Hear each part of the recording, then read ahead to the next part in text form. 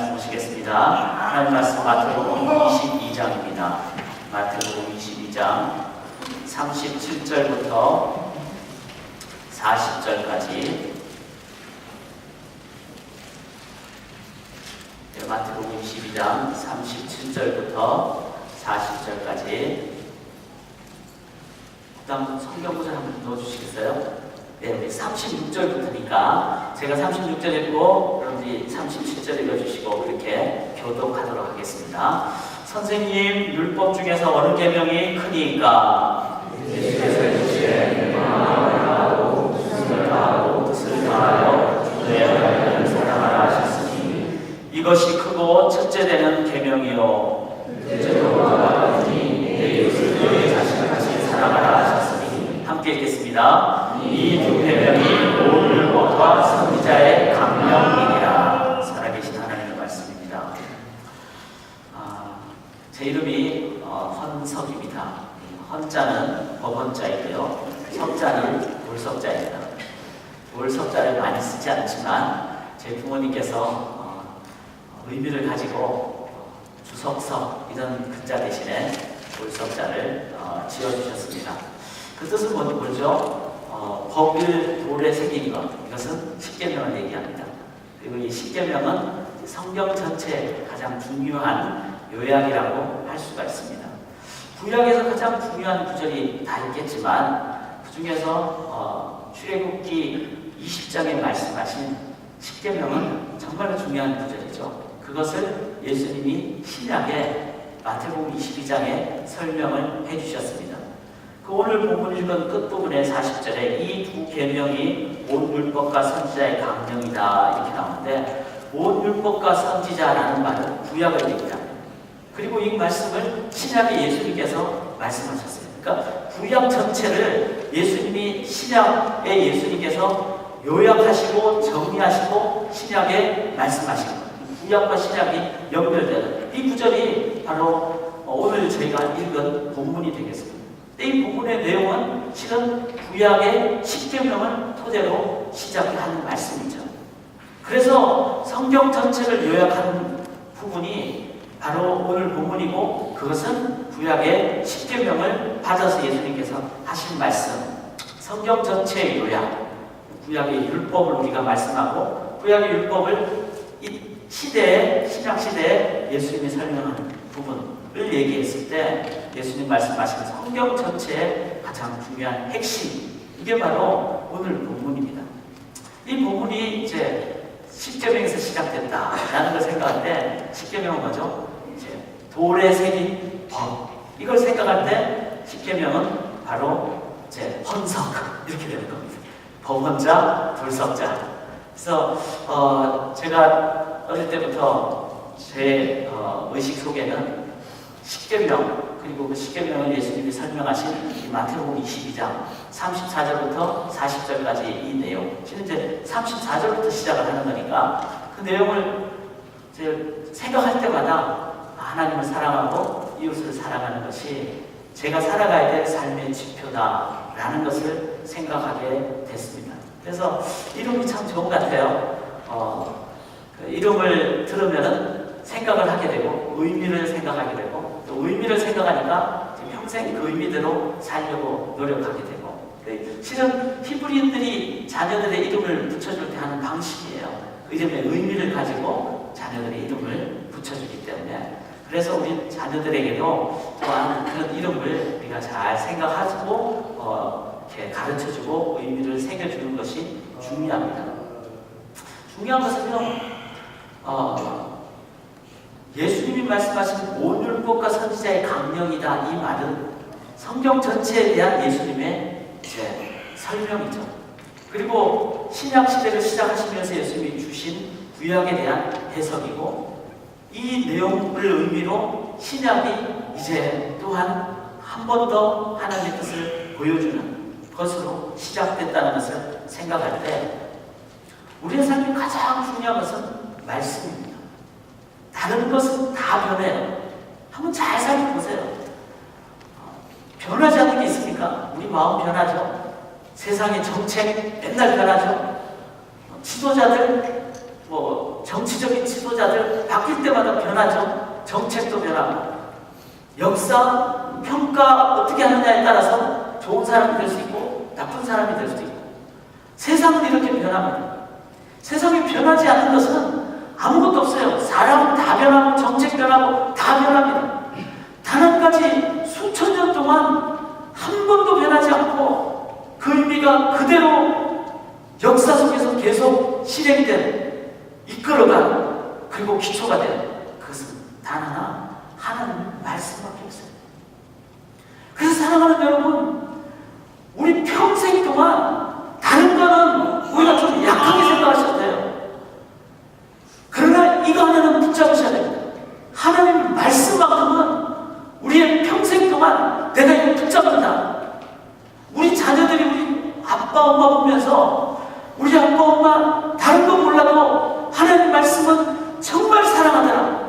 하나님 말씀 정말 붙잡더라. 그거 보여주면요, 우리 자녀들에게 가장 중요한 거 가르쳐 주는 겁니다. 다른 것이 아니라 말씀의 중요한 것을 가르쳐 주는 겁니다. 유대인이 잘 되는 비결은 그게 있어요. 쉐마하라. 오늘 저희가 하나님의 마음과 뜻과 힘과 목숨을 다해 사랑하는, 이거는 신명기 6장에 나오는 쉐마, 어릴 때부터 넌 반드시 들어야 된다라는, 유대인들은 이 말씀 부분을 꿀을 발라서 자녀들이 어릴 때부터 대하게 하고 눈을 떠서 그를 이해할 때 제일 먼저 이해하는 부분이 이 구절이에요. 그래서 유대인 자녀들은 신명기 6장을 안 외우면 안 돼요. 외워야 돼요. 핵심이 뭡니까? 하나님을 사랑하는 것. 그것을 부모님으로부터 제일 먼저 배운 말씀의 중요한 것을 배운, 그 말씀의 중요한 것을, 말씀의 핵심이 하나님 사랑하고 이것을 사랑하는 그거 아닙니까? 이렇게 됐을 때 우리들은 말씀, 또 오늘 말씀의 핵심은 하나님과 이웃을 사랑하는 그 내용, 그것이 우리 삶에 가장 중요하다라는 것을 깨닫게 됩니다. 자녀들에게 이 말씀의 중요함, 말씀 내용의 중요함을 우리가 선포할 수 있기를 원합니다. 그래서 참 이름 좋죠? 제 이름. 저는 평생 동안 이것을 기억해야 되는 겁니다. 오늘 뭐 설교 다 기억 안 나시면 송만기 목사님 뭐지? 그 생각하시면 돼요. 법원자, 불석자, 십계명에 새겨진 하나님의 원래 의미는 뭔가? 십계명입니다. 예수님이 왜 이것을 가장 중요한 선지자와 오늘복과 선지자의 강령이라고 했을까? 이거를 한 번 더 기억하시면서 우리가 나아갈 수 있기를 원합니다. 오늘 본문이 되는 마태복음 20장은 어디서 왔죠? 구약의 십계명에서 왔어요. 십계명은, 자, 여기 그룹이 네 그룹 있으니까 구약 성경 어디서 나올까요? 창출, 레위, 신, 어디서 나오죠? 예, 출애굽기에 나옵니다. 출애굽기. 네, 십계명은 두 번 나와요. 구약에. 출애굽기 20장에 나오죠. 19장에 가면은 시내산까지 출애굽해서 이스라엘 백성들이 시내산까지 도달하고 이제 모세가 하나님을 만나는 장면이 19장에 나오고, 20장 하나님 만난 내용을 첫 번째로 모세가 하나님께서 말씀하시되 20장 1절에 나오고, 그 다음부터 나오는 내용이 십계명이에요. 그러니까 하나님이 말씀하신 가장 중요한 내용을 말한 것이 출애굽기 20장에 나온 십계명이에요. 근데 구약의 십계명이 한 번 더 나옵니다. 어디 나올까요? 자, 이쪽이 지금, 네, 재현이가 뭐라고 했는데 분명히 답을 알 거라고 생각하고요. 출애굽기 20장 또 어디 나올까요? 네, 주일학교 좋은 데를 나오셔야 돼요. 신명기 5장이 나옵니다. 신명기 5장. 출애굽기는 시내산에서 도달했을 때, 즉 광야 40년의 초반기, 시내산에 도달하면서 3개월째 도달했거든요. 그러니까 40년 중에 첫 3개월, 한 90여일, 100여일 정도, 그 시점에 십계명을 받았어요. 신명기는 언제죠? 창출, 레위, 신, 바로 여호수아가 가나안에 들어가기 바로 전에 하나님이 한 번 더 듀트로노미, 듀라는 말이 뭐죠? 듀에 한 번 더 말씀하신다는 거예요. 즉 신명기는 두 번째 말씀하시는 내용이에요. 그 두 번째 말씀하신 내용에 가장 처음에 나오는 게 뭡니까? 바로 십계명이라는 거예요. 출애굽 한 다음에 40년 지난 다음에 가나안 들어가기 전에 두 번 얘기했다는 건 뭐죠? 강조입니다. 구약의 가장 중요한 내용이라는 거예요. 그 다음에 두 번 얘기했다는 건 뭡니까? 출애굽할 때 내가 도대체 어디서 왔고 나의 정체성이 뭔가 그거 보여주기 위해서 하나님이 십계명을 주십니다. 가나안을 들어갈 때는 가나안 들어가면은 거기는 가나안 7 족속이 아직도 있고 땅은 받았지만 무찌르야 돼. 그리고 쫓아내야 돼. 가나안 7 족속들에 대해서 먼저 내가 가져야 될 정체성을 확인하고 가는 게 십계명이다. 십계명은 출발의 의미도 있지만 십계명은 그 다음 단계로 들어가는 단계 들어가기 전에 내가 점검하고 갖춰야 될 다시 한 번 더 되새겨야 될 것이 십계명이에요. 이거를 이 강조하는 것을 매 단계마다 중요하게 갖고 확인해야 될 이 십계명을 예수님은 사역을 하시고 이제 십자가 달려 돌아가시기 바로 직전 마태복음 22장에 한 번 더 말씀을 해주셨어요. 신약 시대에 가장 중요한 핵심의 말씀을 예수님께서는 십계명을 통해서 말씀을 해주셨습니다. 이거를 생각할 때 오늘 저희가 함께 나눈 내용은 너무나 중요한 내용입니다. 우리가 앞으로 살아가는데 갖고 있어야 될 가장 중요한 내용, 이 부분 붙잡고 나가야 될 내용이라는 것을 성경 전체가 말하는 가장 중요한 내용이라는 것을 생각하시면서 우리가 이 말씀을 듣기를 원합니다. 마태복음 22장 하나님 사랑하고 이웃 사랑하고 이 내용이나 하셔도 좋고 십계명이나 하셔도 좋습니다. 실은 주님께서 그것을 요약해서 말씀해 주셨기 때문에 그래서 우리가 십계명을 한번 잠깐 살펴볼 수 있기를 원합니다. 우리가 아시다시피 출애굽기 20장이 있어요. 20장 1절을 제가 읽어볼게요. 하나님이 이 모든 말씀으로 말씀하여 이르시되, 자, 이 모든 말씀을 이제는 말씀하셨어요. 그러니까 하나님이 말씀하신 말씀의 가장 중요한 말씀, 어쩌면 정리되는 말씀이라는 의미예요. 그런 의미로 십계명은 온 율법과 선지자의 강령이라는 가장 중요한 내용이다. 내가 도대체 성경을 아는가 할 때는 십계명을 제대로 이해하는가 라는 관점에서 보시면 돼요. 그래서 말씀을 하나님의 말씀을 받아야 되겠죠. 그런데 그렇게 말씀하신 다음에 하나님께서는 1계명부터 말씀하지 않으셨어요. 1계명은 뭐죠? 너는 나 외에 다른 신을 내게 두지 말라, 이렇게입니다. 너는 나 외에 다른 신을 내게 두지 말라. 요 의미도 중요하지만 그 의미 전에 1계명 전에 먼저 하나님이 뭐라고 말씀하셨습니까? 나는 너를 애굽 땅 종되었던 집에서 인도하여 낸 내 하나님 여호와니라, 이렇게 말씀하십니다. 애굽 땅 종되었던 집에서 인도하여 낸 네 하나님, 내 하나님 여호와다라고 십계명을 받는 사람의 정체성, 받는 사람과 십계명을 주는 하나님과의 관계를 설명을 하셨습니다. 그게 뭐죠? 그 관계가 십계명을 받는 사람의 정체성이 바로 종되었던 자에서 이제는 종에서 해방시켜서 넓은 광야로 더 좋은 가나안 땅으로 하나님이 이끌어가시는 십계명을 받는 자의 정체성은 우리가 더 이상 종이 아니라는 것. 우리를 종이 아니라 자유인으로 불러주신 이것이 바로 십계명을 받는 사람의 정체성입니다. 그런데 이 종에서 자유롭게 될 수 있는 길은 무엇이었을까요? 이스라엘 백성들이 애굽에서 탈출할 수 있는 길이 있었을까요? 어떤 일을 해봐도 할 수가 없습니다. 그게 뭐 노력을 해도 애를 써도 어떤 일을 해도 할 수가 없습니다. 오직 하나님께서 이스라엘 백성들을 종에서 광야로 자유로 이끌어 주셨죠. 그 누구도 할 수 없는 그것을 하나님만이 해주신 것, 이것이 신앙인이 갖는 정체성입니다. 애굽이라는 강력한 나라, 바로 왕이라는 당대의 가장 강력한 통치자를 벗어날 수 있는 인간의 능력은 없습니다.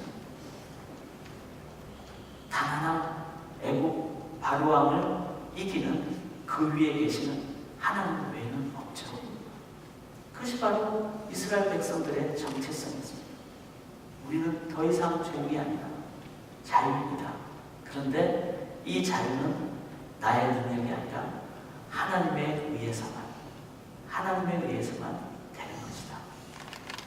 자, 하나님에 의해서만 된다는 것을 우리가 이해했을 때 가질 수 있는 자세는 뭐죠? 그것은 감사죠.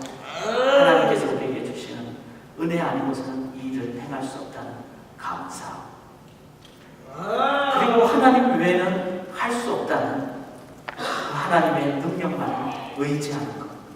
이것이 우리 속에 먼저 있는 것이 십계명을 받는 신앙인의 기본적인 자세입니다.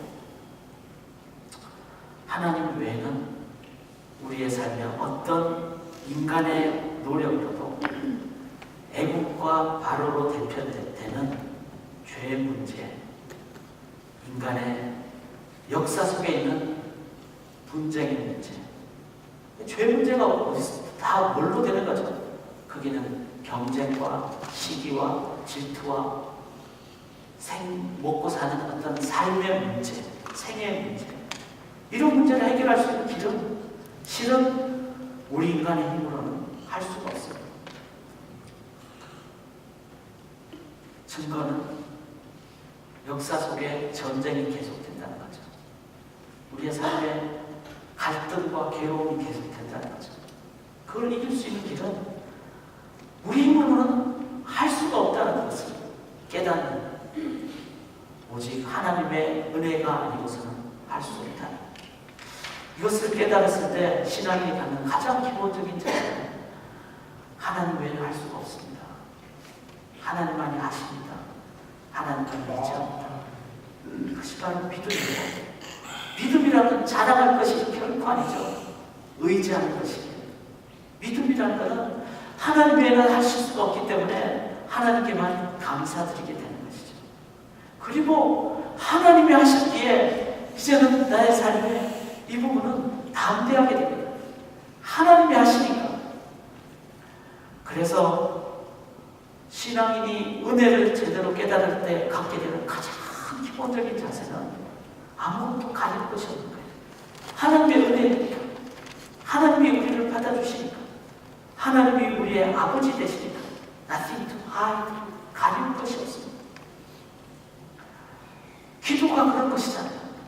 내가 잘못해도 하나님 앞에 기도할 때, 회개 기도할 때 다 알 수 있게 되고, 하나님 앞에 나갈 때는 우리 자녀가 부모님 앞에 나올 때 가릴 것 없이 그냥 안아달라고 나오듯이 우리가 하나님 앞에 나갈 때 그냥 우리 모습 그대로 갑니다. Nothing to hide. 그리고 우리 보고 하나님이 증명하라고 하지 않죠. Nothing to prove. 교회에 와서 교회에서 마저 자꾸 내 어떤 능력을 막 보여주려고 하고 프루브하려고 하고, 목사가 교회 와서 자신의 능력을 이웃교회보다 더 낫다고 증명하려고 하고, 얼마나 피곤합니까? 교회는 그런 곳이 아니에요. 신앙인의 모임은 그런 곳이 아닙니다.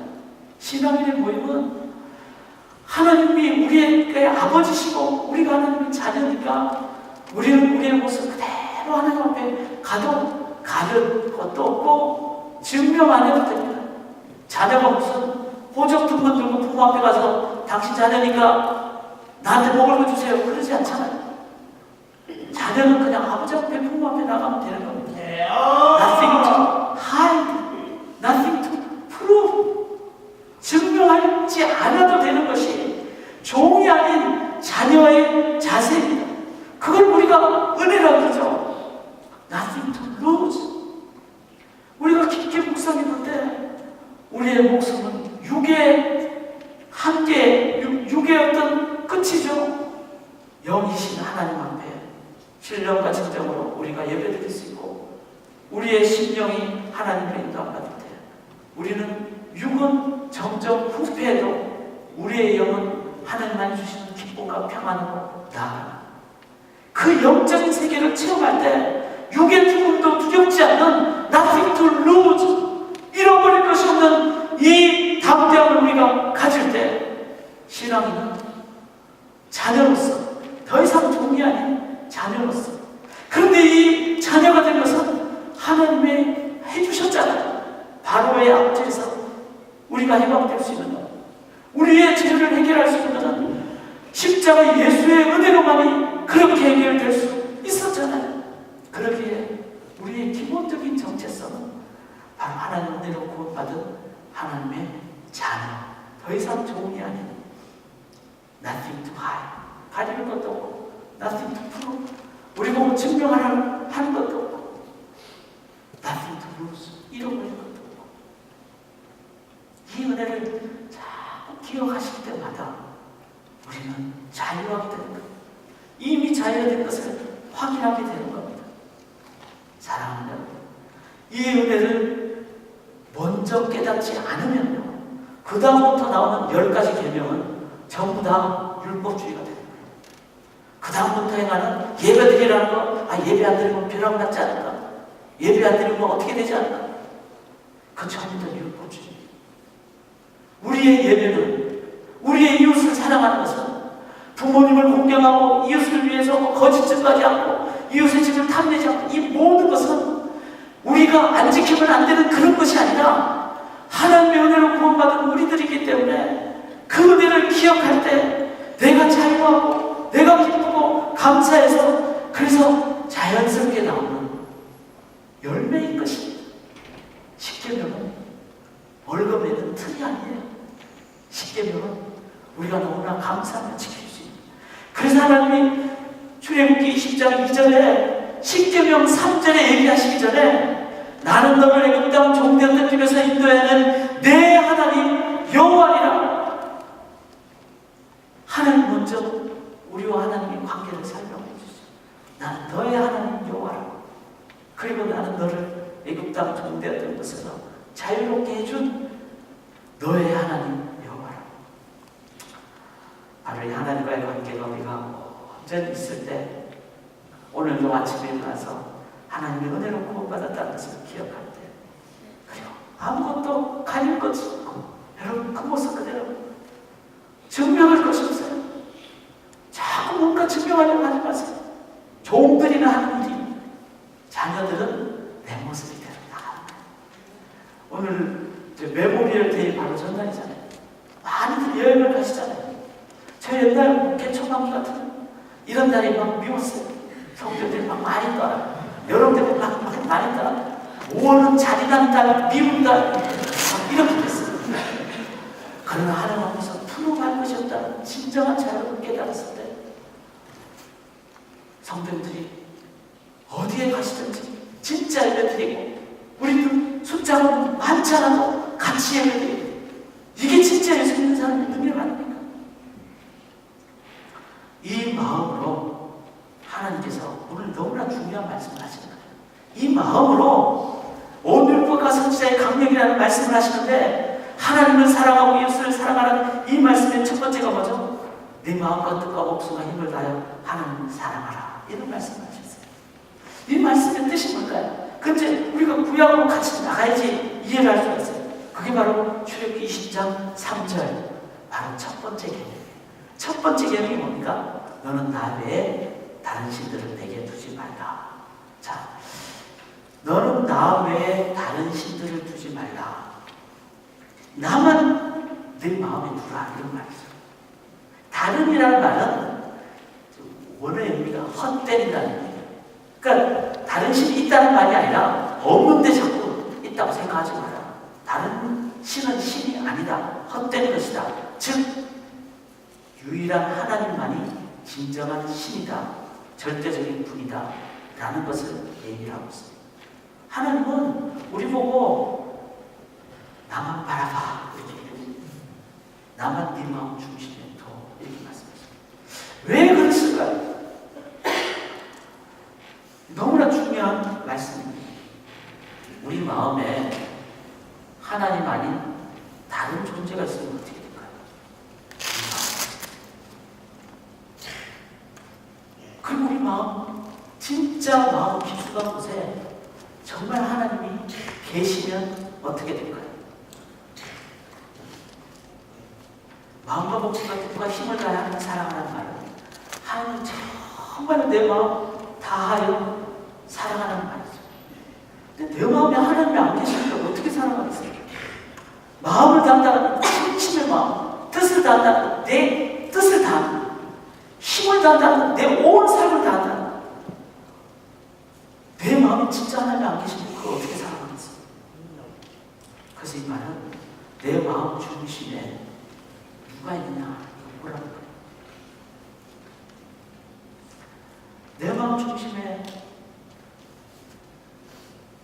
하나님이 아닌 다른 것 존재가 있으면 어떻게 될까요? 사람 마음 중심에 하나님이 계시면요, 실은 상황 속에 어떤 상황을 만나더라도 내 마음에서 나오는 것은 하나님이 나옵니다. 골리앗을 다윗을 만났어요. 엄청난 어려움이 상황이었습니다. 그런데 다윗이 뭐라고 합니까? 주의 종이 사자와 곰도 쳤은즉 살아계시는 하나님의 군대를 모욕한 이 할례받지 않은 블레셋 사람이니까. 하나님의 군대를 모욕한 블레셋 사람 골리앗을 다윗은 두려워한 것이 아니라 하나님을 모욕한 자로 내가 나가서 대항하겠다라고 그렇게 나갑니다. 다윗 마음속에는요, 하나님이 계시니까 골리앗이라는 엄청난 두려운 상황을 맞이해도 어떡합니까? 하나님이 나오는 거예요. 이거 너무나 중요한 거예요. 다윗 속에 하나님이 계시니까 사울을 나중에 죽일 수 있는 상황이 됐어요.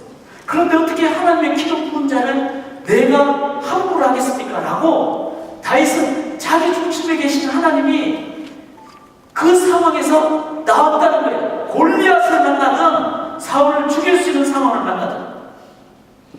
밧세바 유혹받아서 범죄했어요.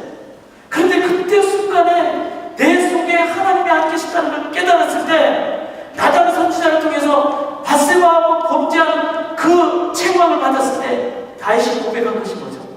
주의 성령을 내게서 떠나가게 말게 하옵시고. 다윗은 내가 다시는 범죄 안 해야 되겠다, 자기 마음을 따뜻거리지 않았어요. 내 마음속에 하나님이 안 계시면은 나는 범죄할 수밖에 없다. 그래서 내 마음 강하게 해주십시오, 내 마음 깨끗하게 해주십시오, 이렇게 기도하지 않았어요. 주의 성령을 내게서 떠나지 말게 하옵소서. 내 안에 하나님이 계셔야지 골리앗을 만나든 사울을 죽일 수 있는 상황을 만나든 밧세바가 유혹하든 어떤 상황이든 내 안에 하나님이 계셔야지 그 하나님 위해서 골리앗과 담대하게 사울도 안 죽이는 것으로, 밧세바도 너무나 크게 유혹을 이기는 것으로, 밧세바를 통해서 낳은 아들이 죽었어요. 우리 같으면 너무나 괴롭지 않겠어요? 그런데 다윗은 죽기 전에 하나님께 금식하면서 기도했고, 죽었다는 얘기를 들었을 때 그는 금식을 풀고 하나님께 다시 경배하더라. 왜? 우리가 생각할 때 이해가 안 가지만 아들을 주신 하나님이 내 마음의 중심에 계셨기 때문에 주신 자도 여호와여, 취하신 자도 여호와여. 다윗은 하나님 중심에 있었기 때문에 가장 슬플 수 있는 상황은 소망으로 다가갑니다. 그는 내게로 못 오지만 나는 그에게로 간다. 죽음까지 이기신 부활하신 하나님의 능력을 믿는 소망으로 아들의 죽음을 바랍니다. Nothing to lose. 내 안에 하나님이 계시면요, 어떤 상황이 있을지 우리는 하나님의 마음으로 어떤 상황이든지 하나님의 마음으로 다가갈 수가 있어요. 그게 바로 너희는 내 앞에, 너희는 남의 다른 신을 두지 말라는 하나님의 뜻이에요. 우리가 하나님 외에 다른 신을, 헛된 신, 있지 않은 신 뒀다가는 우리는 금방 무너져요. 금방 유혹에 넘어가요. 금방 내 마음이 사람을 비판하고 정죄하게 돼 있어요. 내 안에 하나님이 계실 때만이 우리는 어떤 상황을 만나도 우리는 다 함께 나가요. 그래서 사랑하는 여러분, 마음에, 정말 내 마음에 하나님이 계시는지를 여러분 정말 보셔야 돼요. 이거는요 쉽게 얘기할 얘기가 아닙니다. 왜냐하면 우리는 내 마음 깊숙한 것을 잘 배울 수 있기 때문에. 사울 마음 그는 다윗과 별 다른 바가 없어요. 겸손했고 외형을 볼 때도 준수했고 배려심도 많았고 효도심도 많았고, 실은 그렇게 겉모습이 아니면 인격까지 좋은 것을 뛰어넘는 중심을 보셔야 돼요. 사울은 성경을 보니까 그는 처음에 마음이 겸손한 사람이라서 하나님이 기도 부어줬다고 했어요. 그렇지만 그 마음 가장 깊숙한 곳에 무엇이 있었을까? 무의식의 영역까지도 하나님이 안 계시는, 실은 어느 순간 그 사람 마음 가장 깊숙한 곳 알기 필요해서 맞아. 두 가지 하면 되잖아요. 좁아만 알아요. 진짜 좁아만 알아요. 좁았는데 사울왕은 1년 됐을 때, 권력을 잡았을 때 1년 됐을 때 그때 변질이 됩니다. 이 세상이 좁고 다 죽었어요. 그래도 내 마음 중심에 하나님이 계신 사람은 그 좋은 거하고 바꾸지 않습니다. 뺏어고 말아요. 사울은 천천히요 다윗은 만만이다. 인기가 다윗에게 빼앗겼다고 생각하는 순간 사울 속에는 시기와 질투가 들어가게 되어 있습니다. 사랑하는 여러분, 정말 내 마음 깊숙한 곳에 하나님 계시나요? 내가 지금 원하는 것 다 줘도 나는 하나님만을 섬기겠습니다. 내가 갖고 있는 제일 좋은 것 내가 빼앗겨도 하나님을 섬기겠습니다. 이 마음이 안 되시면요 우리는 세상에 나가면 깨집니다. 저는 사울처럼 되는 것이 정말 두려워요. 얼마나 멋있게 왕, 초대왕, 그리고 사람들이 다 좋아하면서, 그리고 초반기를 막 승승장구 했어요. 블레셋하고 전쟁하면 이겼어요. 여러분, 이기는 게 중요한 게 아니에요. 내 인생에 잘 풀리는 건 중요한 거 아닙니다. 내가 건강하고 내가 원하는 목표가 달성되는 건 중요한 건 절대로 아니에요. 내 안에 하나님이 안 계시면요 그 잘 되는 거, 그것 때문에 나는 내가 나가게 돼 있어요. 그리고 그거 빼앗겼을 때 이 세상에서 가장 치졸한 사람, 가장 불쌍한 사람, 여기 계신 전부 다 우리 마음 중심에 하나님이 안 계십니다. 절대로 안 돼요. 제가 몸이 좀 좋아져가지고 드디어 제가 그라운드로 뛰기 시작했어요. 저는 넓은 그라운드를 못 뛰고 여기 친교실에 그라운드를 뛰기 시작했어요. 2주 전. 우리 성도님들, 남자 성도님 다 두려워해야 되겠죠. 제가 탁구채를 들고 뛰면 이제 경쟁을 할 수가 있는 그런 마음으로 제가 몸이 좀 회복돼서 탁구채를 탁 들고 갔어요. 가기 전에 참 마음 기도 많이 했죠. 일순간의 승리로 제 마음이 흔들리지 않게. 그래서 딱 갔는데 저희는 이제 조를 바꿔서 하거든요. 근데 잘 치는 사람하고 좋아하면 이기게 돼 있잖아요. 그날 1패 전승. 그러니까 한 번만 패하고 나머지를 다 이겼어요. 그리고 집에 오면서 주신 자도 이러하시라. 그래서 하나님께 기도를 하니까 얼마나 마음 평안한지. 그리고 계속 저는 설교 준비를 몇 주 전부터 하잖아요. 그러니까 이 몸을 보면서 묵상하면서 제 마음의 중심은 하나님.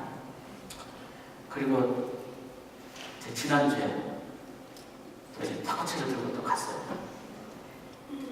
1승 전패. 한 번 첫 판 이기고 나머지는 다 졌어요. 근데 마음이 어렵지 않았어요. 취하신 자도 용하시오. 빼앗아 가신 자도 용하시오. 작은 탁구지만 그거 하나로 지금 마음 상해서 설교 준비도 못할 수 있거든요. 그런데 마음에 하나님 중심이 계시니까 즐겁게 그렇게 하나님 중심으로 사는 그 현장에서의 그 교제의 기쁨. 실은 작은 얘기지만 실은 우리의 삶의 모든 영역에서 하나님의 내 마음 가장 깊숙한 중심이 계실 때 자, 그럼 여러분, 하나님 나의 마음 중심에 계시다는 걸 어떻게 알까요? 그것은 마음과 뜻과 힘을 다해 주 너의 하나님을 사랑하라 이렇게 나왔어요.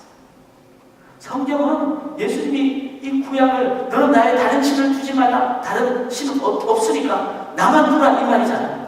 나만 두라 이 말은 다른 마음과 뜻과 힘을 다해 하나님을 사랑하라. 즉 하나님이 나의 사랑의 목적이 된다라는 것을 얘기하고 있습니다. 제가 유명한 미시간에서 아직 타주까지는 진출을 못했지만 미시간에서 유명한 데이트 결혼 강사지 않습니까? 그래서 제가 막 열심히 강의를 하고 이렇게 지내요. 제가 지금 생각해도 우리 청소년들한테도 이 데이트 특강을 해야 된다고 생각해요. 빨리 잘하기 때문에. 그런데 데이트 제 특강하는 뭘 중에 하나가 데이트 단계가 있고 콜트십 단계가 있습니다. 데이트 단계는 뭐죠? 누구를 좋아하는 단계. 근데 좋아하는 단계인데 좋아하는 마음이 생기죠. 누구의 뭐뭐 때문에, 뭐 얼굴이 이쁘기 때문에, 잘생겼기 때문에, 아니면 뭐 공부하는 모습이 아름다워서 뭐뭐 때문에 라는 건 뭐죠? 사랑하는 사랑이에요. 그게 좋은 거예요, 그게. 근데 제가 그 데이트 특강 때 데이트 레벨은 절대로 액션 아이템을 지나치게 하지 마요.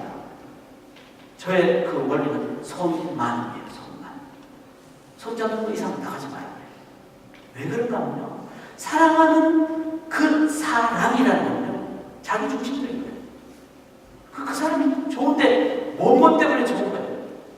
근데 언제가 그 다음 단계 가면은 콜트십 단계인데, 그거는 그 사람이 전부를 좋아하게 될 때. 막 머리를 안 감고 나왔는데도 그게 멋있게 보여요.